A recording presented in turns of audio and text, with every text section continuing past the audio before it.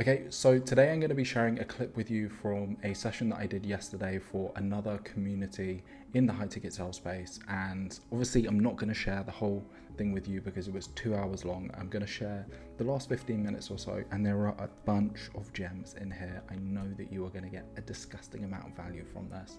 If you like the video, then like the video. If you want to continue to get value from me and level up your game as a business owner or even as a closer, then feel free to subscribe. But with all of that said, let's dive in. Ladies and gents, I think that is everything on my side. I think we went about as deep as we needed to down the rabbit hole. But I hope that you've got a ridiculous amount of value from this session. If you have questions, feel free to fire away. Shoot 'em, boys. Shoot 'em. Yeah, I got a question. Just wanted to ask what you meant at the beginning when you said the best closers you've worked with, they're really good at pulling. What is exactly you meant by that? Okay, to explain it in a more simple way, it's just the best closers ask questions to close. They don't make statements. Okay. Salespeople who make statements usually push people to the close. But when you ask questions, the prospect thinks it's their idea, and so they have less resistance. Other questions? Yeah, Jack. So, I'm new to this space. I had a few closes a week or so ago, and it felt so great. Helping them get out of their own way. There was some think about it. There was some, and so I've tasted that feeling of. And I even had a guy thank me like, "Hey, thanks for pushing me over the edge." And like, what you're doing in the moment, but then when that next call happens and you get the objection, sometimes in my mind I think they just want to get off the call. And now I'm the person like keeping them on the call. So how do you is it just about like pushing through and seeing so many times you overcome that, where you just trust that this is for your best interest and that's why we're hanging out? Like, that's why I'm going to keep asking you questions until you like hang up. Like, how do you get over that human feeling of feeling like this guy's uncomfortable and I'm making him more uncomfortable instead of letting him go? Okay, cool. I'll give you an analogy to try and explain this. Let's say, for example, your best friend was in a really, really toxic relationship. And you know that they shouldn't be in that relationship, but the reason why they're in that relationship is because they're not willing to face the hard truths. Are you deciding to not ask them the difficult questions so that you can avoid them facing some short-term discomfort, which is really realistically for your sake? Like, it's not about them, it's you who doesn't want to experience the discomfort? Or are you gonna have that really difficult conversation with them where it is going to get a little bit messy, knowing that in 3 months time, 6 months time, they're going to be happy? That's what we're talking about on the sales call. It's viewing it from that lens of, and you can be completely open and upfront and honest about that as well. You can say, look, I know that I'm asking you some really difficult questions right now, Nate. I know that the conversation is a little bit uncomfortable, maybe a little bit awkward. But the only reason why I'm asking this is because I genuinely believe if you were to have the level of confidence that I do and to take this step forwards, that it is going to change your life. So with all of this in mind, question. Yeah. And would you say it's the same, because there are some prospects, and maybe this is a failing of getting deep enough on the pain. There's some prospects that are more like, I'm just optimizing, like I'm not in a bad position per se. Like, how do you still have that conviction to push and go further with them when it's like this? Yeah, it may change their life in a positive. There's always pain. Yeah. There's always pain. Yeah.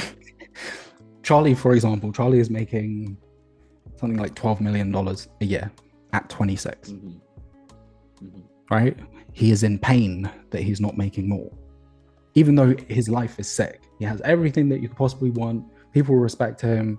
Like, he's got an insane product. He's built a behemoth of a business. He never needs to work ever again. But because he hasn't reached his potential, there is pain. So you will see this a lot of the time with established buyers, successful business owners. It's not about the money. It's about legacy. It's about preparing for an exit. It's about reputation. It's about being seen as a prestigious individual. And that lack of not having the desired outcome is pain unto itself. So you can lean into that piece. Yeah. Borna, Yeah, so just coming back on some questions you went through, when we try and financially see if somebody is qualified in the middle of the call. So let's say on the offer I'm working at currently, people come to a one-on-one consultation. They're not sure if they're gonna buy or not, and prior to the pitch, you have a transition where you try and where you do the cost of an action and you go for the commitment. You go for the commitment because the person is much likelier to buy if he or she is committed. And after that, you state them that something they purchased before isn't going to help them and that you will propose something different to them. And then at that point, they usually ask like, how much is that going to cost? They want to commit, and then they try to avoid that commitment a little bit and try to, ask for the investment and what it's going to be. And then at that point, you're not getting the commitment and you're not sure if I should price drop, if I should ask them for like how much money they have. So at that point, what do? Do you maybe price drop at that point, be completely honest, or how do you frame that situation? I don't know if I fully understand the question. From what I've understood, you're saying that you go through line of questioning, then go through pitch, or are you saying you're still in line of questioning? It's prior to pitch. So you go through cost of an action. You don't drop the price. Mm-hmm. Never drop the price. Mm-hmm. Because there's no value. There's nothing to tie it to. So if I'm trying to sell you something, let's say for example, I were to try and sell you this glass of water, right? And I haven't explained why I'm selling this glass of water to you, and you're just like, what's the price? And I tell you that the price of this glass of water is $100 million. You're gonna be like, what the fuck are you talking about, bro? For a glass of water? Have you lost your mind? I'm not buying that. But let's just say in this imaginary situation, I then pitch you and I explain the reason why this costs $100 million is because by drinking this glass of water, or the liquid within this glass of water can heal every single known disease on the face of the earth, and will be able to do so for all of time. Now it's worth it, right? So if you drop the price without explaining the value that it is tied to, you're screwing yourself over. Yeah. And the reason why I'm asking this is because I saw some conversations before in communities and everything where people say they price drop prior to pitch or something like that. And this gives me clarity. Okay. I do. This is important though, because there is to an extent a case for that, right? But you have to be very good at sales to know how to work your way out of that situation if it becomes problematic.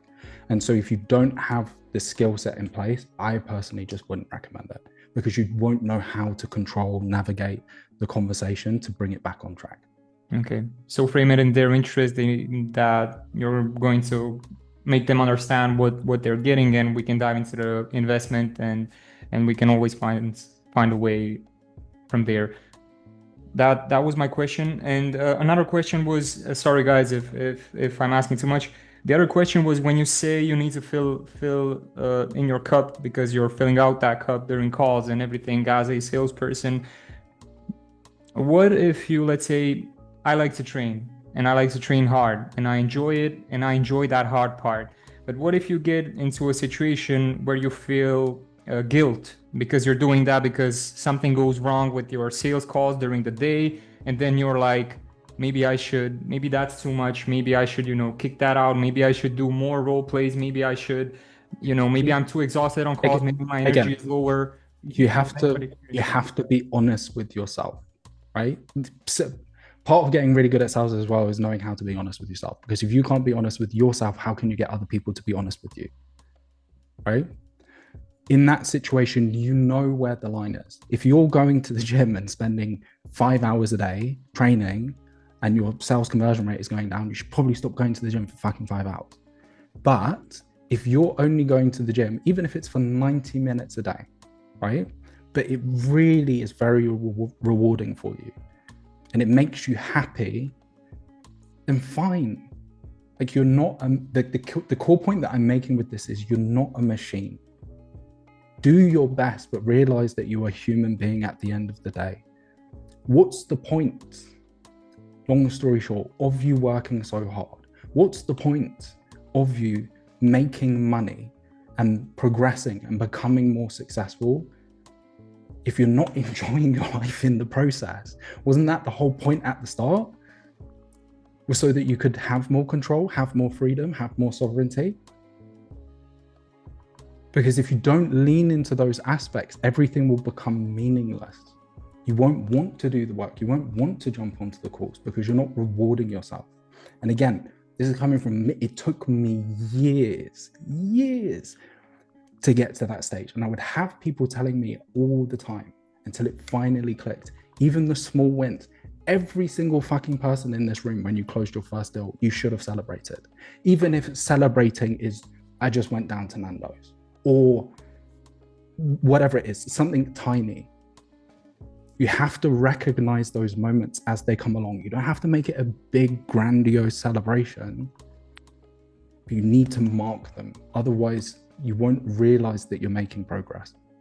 So with the gym side of things, yeah, literally it can be pizza and you're getting a bottle of wine. That's fine. Like literally absolutely fine. But with the gym side of things, if it makes you happy and you know that you're, if you know that you're not overcooking it, then it's cool. Thank you. Thank you. Cool. Other questions? Can I just ask a question about the binaries? Yep, go for it. Do you try and get someone, by asking those, do you try and get someone into a yes conversation? Or is it a mix of the two?